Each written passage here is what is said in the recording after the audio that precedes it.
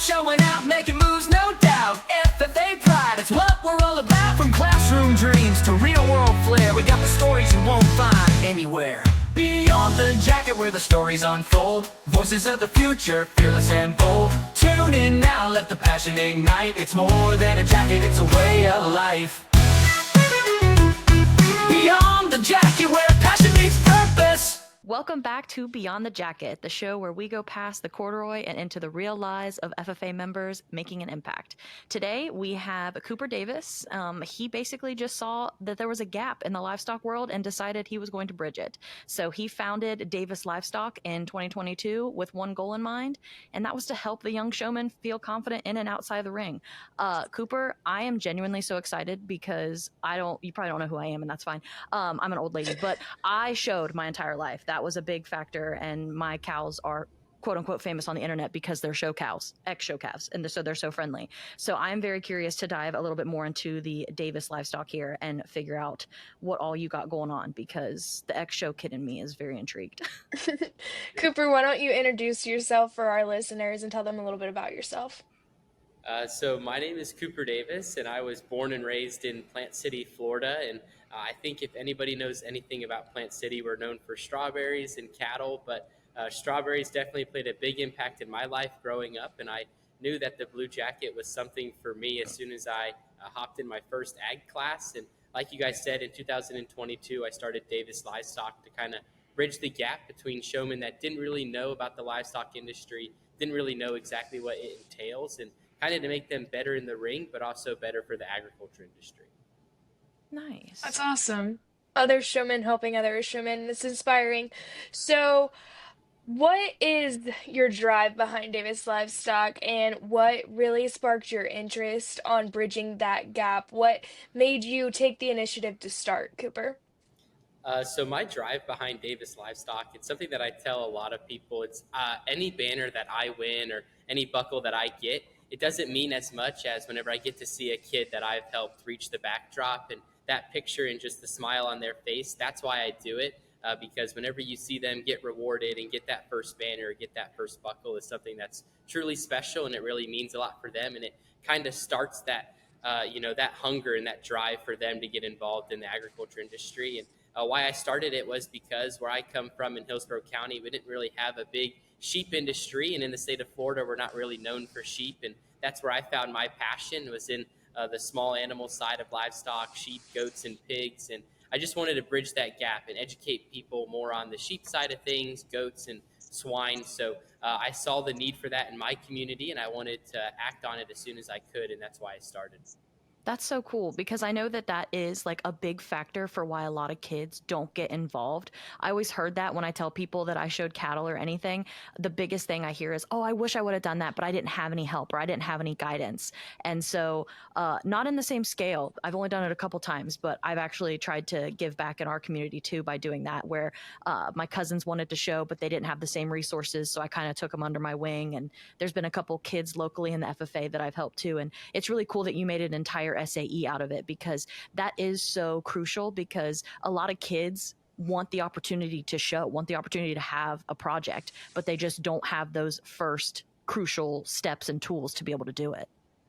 Yeah, it's Absolutely. definitely a big stigma, especially around where I'm from. We're urbanizing very fast, and Tampa is just, right beside us. So it's definitely something that we have to get rid of the stigma and just let kids jump right in. Yeah, sidebar, it's actually Absolutely. crazy because you're from Hillsborough County, and I was just there like 3 months ago because my boyfriend is from Tampa. So you said that, and I was like, oh, I know where somebody is actually? What? Okay, but anyway. Yes, I was gonna kind of preface that. Cooper, I know we're friends outside of the podcast today, but Lacey's from Ohio. Yeah. And Rachel's from Iowa. Oh. So they're not from here. Yeah, I I we- didn't kind know of that. missed that part. Yeah, So yeah, I'm in the middle of nowhere in southern Ohio, and then Rachel is based out of Iowa. So yeah, we are not Floridians, but I was in your area, around your area a couple months ago, because my boyfriend is actually from Tampa. So you said Hillsborough County, and I was like, hold on, I know where he's at actually. wow. Yeah, Yeah. that's exciting. I'm glad you know where that is, Lacey. Little like small world Yeah, well, because moment. when he said Plant City is big strawberries, I remember how Garrett has always talked about like there were strawberry farms, and I think he even knew a big family that had a big strawberry farm. And I'm like, I wonder. And so if you saw me on my phone, it's because I was looking where Plant City was. I But love anyway, that. back to business. Sorry. Yes. So, Cooper, your SAE is service based. Why did you particularly start a service based SAE? And then why 2022? Was it when you started and you immediately saw the change, or did it take time to develop? How did the process work of finding Davis Livestock? So in agriculture services, SAE, it really just came on because it was just giving back, and it was something that I did, and it just really fit the best section. And I started it not really even knowing what category it was going to be in, and then by the time we got to a few years in, we realized that it was a service proficiency, and we really wanted to work on that SAE. But I kind of started it because whenever I got into high school, it was actually my 10th grade year was whenever I started it, and I started showing sheep in 7th and 8th grade, and it was something that I found a passion for. And in ninth grade, and in ninth grade is when I actually got the first person to tell me to go and help somebody and actually start it. So I did it in ninth grade, and I was like, I think this is something that I could do.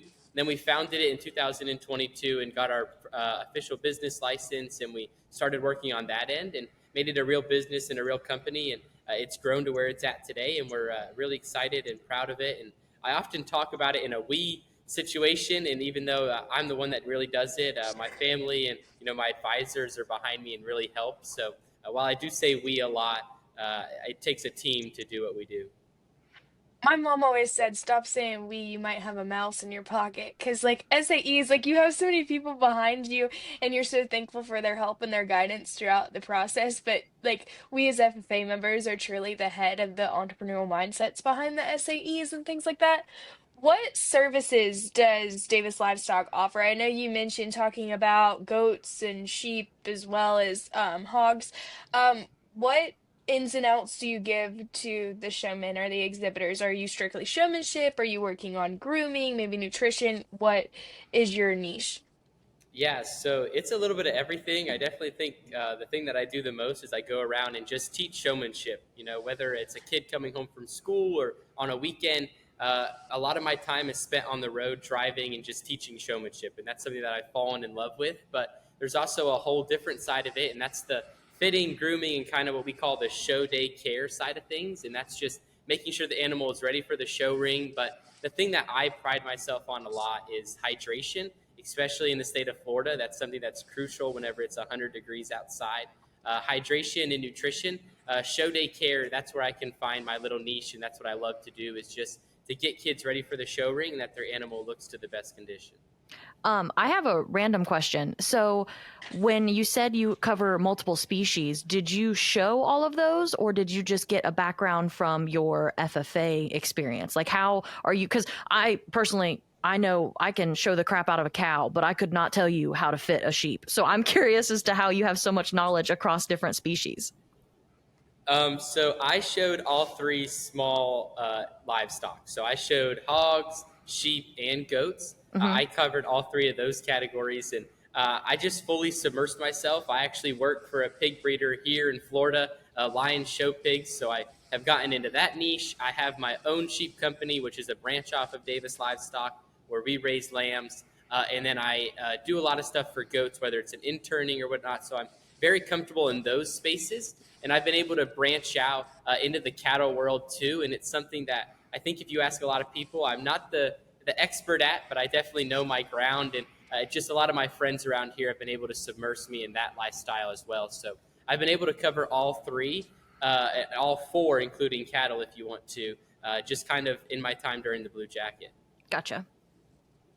That's cool. I think it's awesome that the Blue Jacket like kind of gets to submerge you. Like you said, you were familiar with the small ruminant side of things, and through FFA Fringe, you've kind of immersed yourself in the cattle industry and things of that nature. And I think the unique opportunities and different paths you get to take And if they allowed you to kind of dabble in each species there, what is the biggest lesson you've learned from giving lessons to other students or truthfully just being a showman yourself? What's the biggest lesson that you've taken away from the showing aspect? I think the biggest thing that I could tell anybody, whether you're in or outside the ring, it's whatever happens, there's always a next time and there's always another shot at it. And I think a lot of kids that I help, we work really hard at home and we work really hard when we get to the show. And sometimes you get your 5 minutes in the ring and it doesn't pay off like you want it to. But that doesn't define you. As long as you worked as hard as you could and, the best that you did in the ring, that's what really matters. And I can always remember my advisor, Mr. Cribbs, who had a big impact on my life. He used to always say he never cared what we placed in the class. He thought that showmanship really spoke to a lot of things. So that's why I tell a lot of the kids that I help, you don't have to have the best animal in the ring to win showmanship. You just have to be the best showman. Yeah, I love that. I'm heavy on that because I grew up, I don't know, obviously showing is so different everywhere. That's one really cool thing about it. There's different, aspects to it, but in Southern Ohio, it is insanely competitive with cattle. I mean, you will have people buy calves for 10, 15, $20,000. And when I helped my cousins, we did not have that same income. And I always told my cousin when she went in the ring, because I was like, you're not going to win this class. I'm telling you right now. I said, but I want to see you show that animal better than anybody in there, because that's something nobody can take from you, is how your confidence in the ring, your showmanship, and the fact that you're here because you love showing. It doesn't matter if you walk away with the ribbon. I was like, that showmanship is really one of the biggest things. So I'm glad that's one of the big things you teach your kids, because that is so fun, is watching that confidence in the ring. I always joke that I got to be like a show mom. Did you get to have your like show dad moments where you would watch the kids that you were helping compete, and did any of them get like a big banner that just made you want to scream like you were their own father? Uh, that definitely has happened quite a few times, and we've been on both sides of the spectrum. We've had those show pony animals that are almost the down payment of a house, and we've had Mm-hmm. those animals that you just buy just to get by and have the experience. But I've definitely been on the side of that ring, and there's actually a video that my mom will play at every family gathering of me just going crazy for my first kid that I ever taught whenever he won his first buckle. And you just I was hooting and hollering on the side of the rail, and that was my, I guess if you want to call it, show dad moment.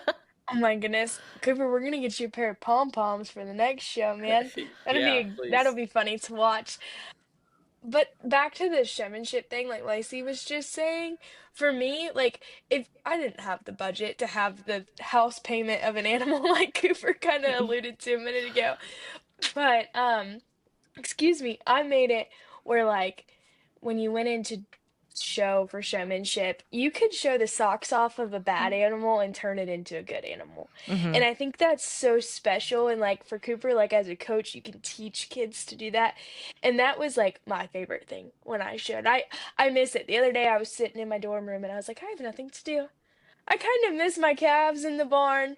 I could be working hair or something, Yeah. which is something I used to dread in the 90-degree heat here. But I mean, from time to time you miss it. How has your work at home paid off at the ring? Do you feel like your kids get more out of the day-to-day at home work at the barn or when they get to the show? It definitely is all made at the barn. Like I said earlier, like you can have 5 minutes in the ring, and it can be the best 5 minutes of your life or the worst five. But it's the work that you put in at home, the constant feeding, the constant working. And I actually just had a kid that I was with earlier this week on Monday. That we've been working with this lamb for forever, and for some reason today was not the day. And he ran over this kid, and his hand was bleeding, and I was like, okay, we can stop, like it's okay. And the kid kept going, like we wrapped his hand up and he kept going. And that's truly where the lessons are learned, like you never give up, you keep working. So definitely at the barn, and then if it pays off in the end with a banner, a buckle, a ribbon, so be it. But the lessons you learn in the barn are something that you're never going to learn in a classroom. I love that. My mom always said you can't melt your buckles down into gold, so just cherish the memories and the life skills you gained working with your animals and the friends you've met. I mean, like you, Cooper. Yeah. So we've talked a lot about your SAE, and I love it. I think it's awesome that you can continue that even after high school. Um, what other things do you do in FFA or other competitions that you've excelled at, or maybe ones that just taught you really good life lessons and things of that matter? So I'm a huge parliamentary procedure fanatic. I'm very fortunate to compete in that contest just one time in my FFA career. That was the time that we won, so that was very special. And then we were able to take that same team and go to the national contest, and we were third in the nation. So that was pretty special to me.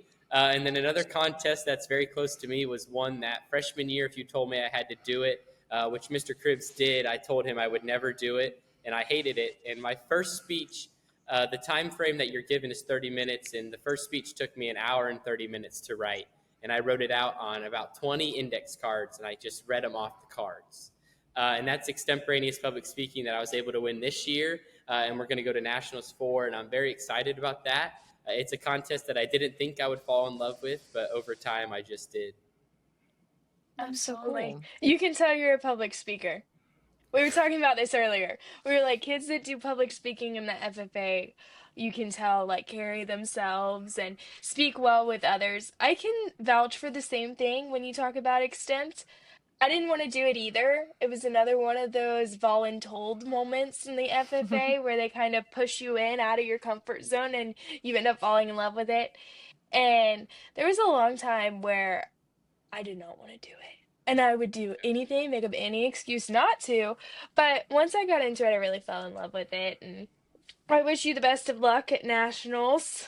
I'll Thank be you. crossing my fingers and praying extra hard that you end up on the big, big stage, even past state stage. I remember sitting there, Lacey. We were all sitting in the front row at state convention this year, all holding hands. Like, okay, come on, Cooper. You can do this, Cooper. And when it was Cooper, we were like, yeah! We like jumped up and down. It was, if somebody had a video camera, I think we might have gone viral. That's so cute. I love that though. So, Cooper, you are graduated, correct? Yes. So you're continuing Davis Livestock, obviously. Is this something that you're like, I want this to be my business? I see this growing more. Like, while you're also like, are you also in college or like gonna go to college this fall? Yes. So I'm going to college this fall, and Davis Livestock, that's something that we're going to continue for forever. And as I said, we're branching off, and we're actually going to connect it to our sheep business now. So it's kind of going to be all one big business. And whether that evolves in the sheep world or in a different aspect of livestock, but it's definitely going to stay with me, and it's something that I just don't think I can give up quite yet. I don't blame you. What are you majoring in college? So I'm going for animal science, and I'm on the pre-vet track. Oh, I was once there too, and now I post videos online. Not Cooper, foreshadowing for you, I promise. I don't know if I don't know if I could do that much school to be a vet. But that Yeah. being said, what is your new adventure you're embarking on, Cooper? So I think what she's hinting to is this year I have the good opportunity to make an impact in the classroom. And I'm going to teach middle school agriculture this year as a long-term sub for a local middle school in Plant City. That's actually where I'm at right now. We have open house in just a few minutes, but that's the new adventure that I'm opening up. That is really That's cool. awesome. I think that I was really hoping you would say that without me having to hint at it, but I think it's super cool that you were in the Blue Jacket and you've had a successful SAE. You've been extremely successful in your leadership development events as well as in offices and being involved. And then you get to turn around and make a direct impact in younger students' lives. How are you going to use that platform, if you will, to make a difference, maybe in the animal science track at that middle school, or maybe just in leadership? How are you going to use your time in the Blue Jacket to affect others' time? So it's really just to give them the experience that I've had. I had the incredible opportunity to have some amazing advisors and go to an amazing program and reap all the benefits of that. And it's made me the person that I am today. And that's truly something that I couldn't learn anywhere else except in an agriculture class. And we had our first officer meeting with the officer team yesterday, and just to see like their faces and how excited they were, and they were telling me what contests they wanted to do. It's just to give back a little bit to them what I had, and that's what I'm really excited to do this year. What contest are you most excited about, teaching or coaching? So there's two of them, and actually prepared public speaking, which is something that I never did, but we have a kid here who loves it, and he's super excited, and he's actually already written his speech, and he sent it to me to read, so he's ready for that. And then I'm excited to coach the Par Pro team. I had like three kids come up to me before I left school yesterday, and they were like, what do we need to know? What do we need to start studying now? And I was like, okay, we need to slow down a little bit, but I'm excited for those. I like the eagerness. I could say like I was that kid. First day of school, I'd bebop my way into ag class, be like, okay, so I want to do prepared, and I want to judge livestock, and I have a steer, and this is all the things I'm gonna do this year. Let's get started. Let's go. Woohoo! Yeah. So I think that'll be an awesome new adventure for this year. I look forward to hearing more about it as you go through your new job. Yes. I do have a question to connect back a little bit to just Davis Livestock because I'm just curious how are you getting your clientele? Are you predominantly like word of mouth? Is it, other parents being like, oh, you need to work with Cooper. He was great. He helped my little Timmy win its class. Or do you have a social media presence that you're pushing? Like, how are you getting your new clients and growing Davis Livestock? So a lot of it is word of mouth, and it just kind of expands. So I do. I have like a huge clientele in three areas, and we call them show teams. So there's one in North Florida that we have a lot of kids, probably about 20 showmen there that I go up there like throughout the year and just help them out. And then of course in Plant City where I'm from, and then down south we also have a show team. Um, and it's kind of all just word of mouth. We do have a social media platform, and I'll be honest, I'm not the best at posting on it and really pushing, but a lot of word of mouth, and we're doing good right now. So maybe I'll have to integrate social media in the near future. That's exciting.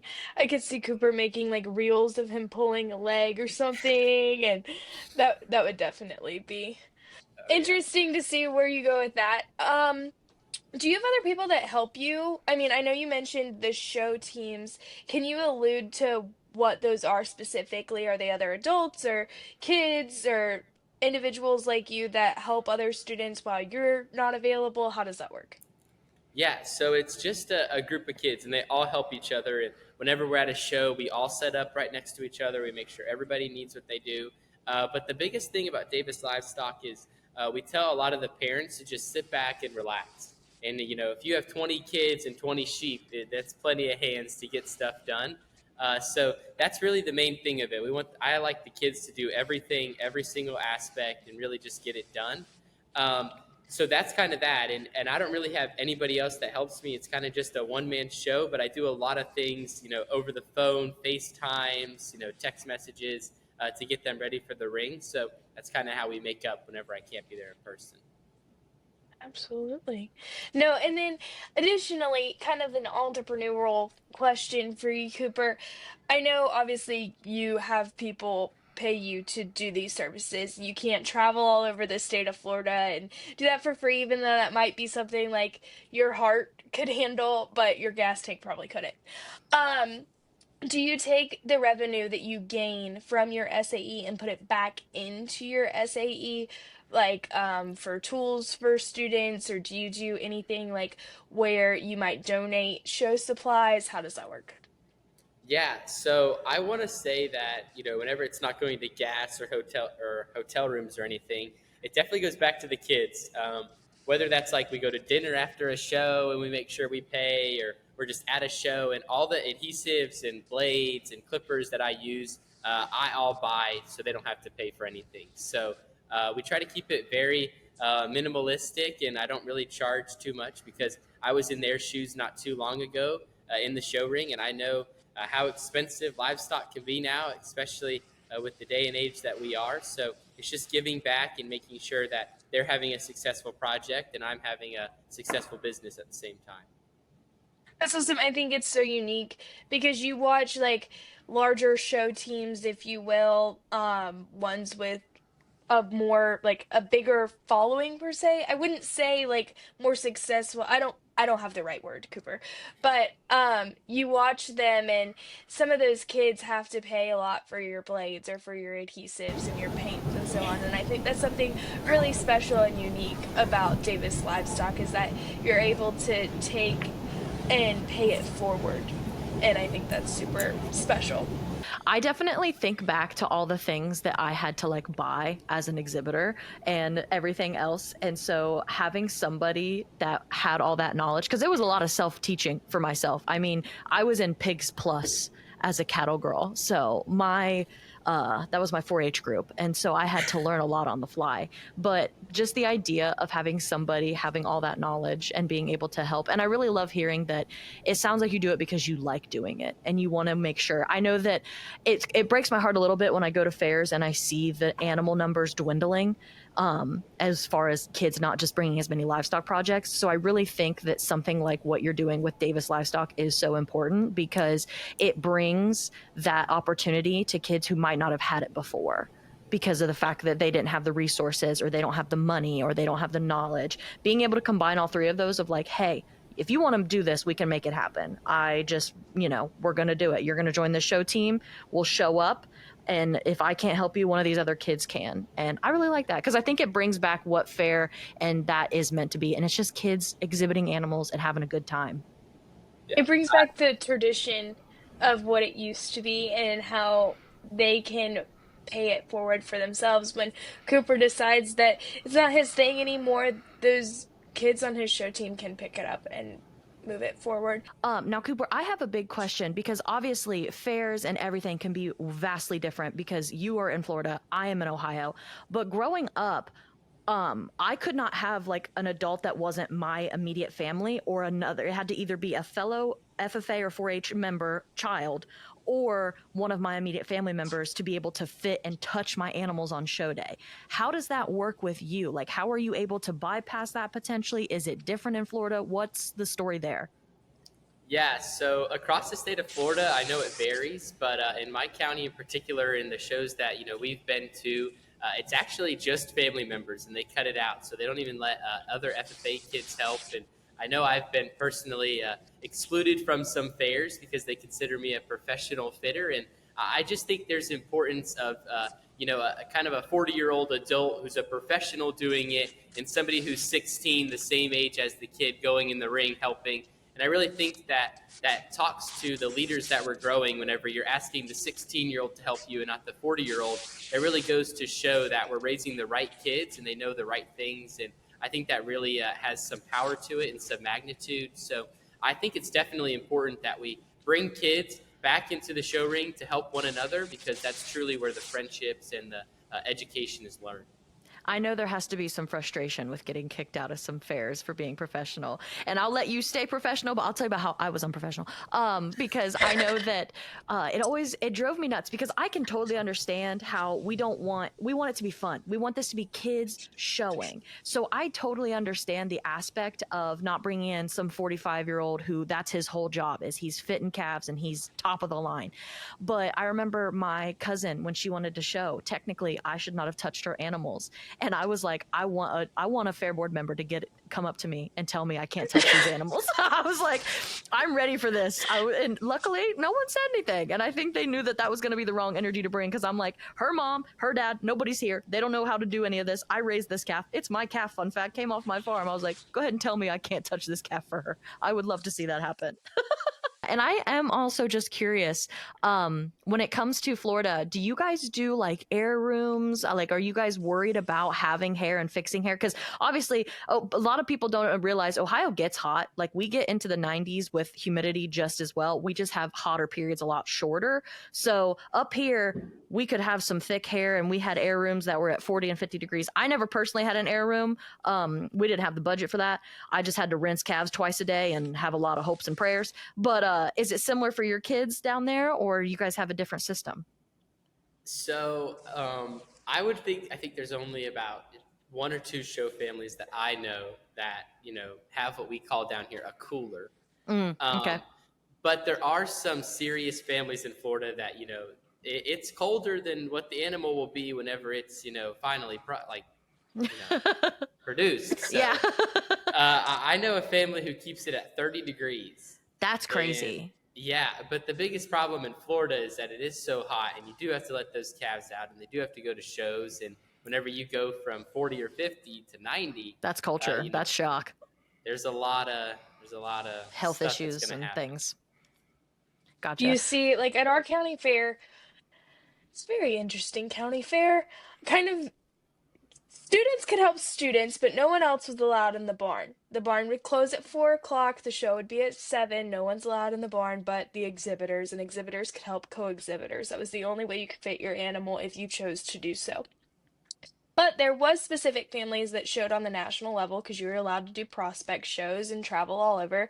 As long as you had the budget to do it, our county fair didn't have restrictions on showing the calf multiple times a year or the hog, so on and so forth.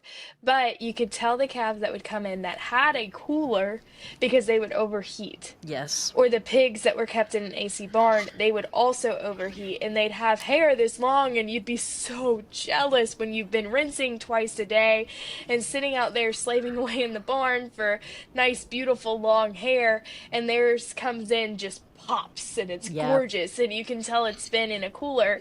But I think from time to time that causes more harm than good, because it causes more stress to the animal. Yeah, that's why I never did it. I mean, we just wouldn't work anyway, but also just logistically, that was the biggest thing I thought of, is I was like, it's not good for these animals. Because up in Ohio, we have a lot of circuit shows, so I was showing several times. It wasn't just my county fair.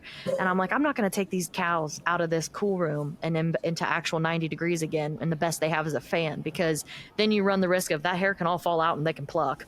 And it's not good for their health system. That's freaking shock. So yeah, I was just curious how it was down there, because I know we had sold, I was a kid. This is when my brother was showing, so this was 20 years ago. And I remember he sold a feeder calf that went to Texas. And down there at the time, they showed with a 1/4-inch hair. They shaved the animal down.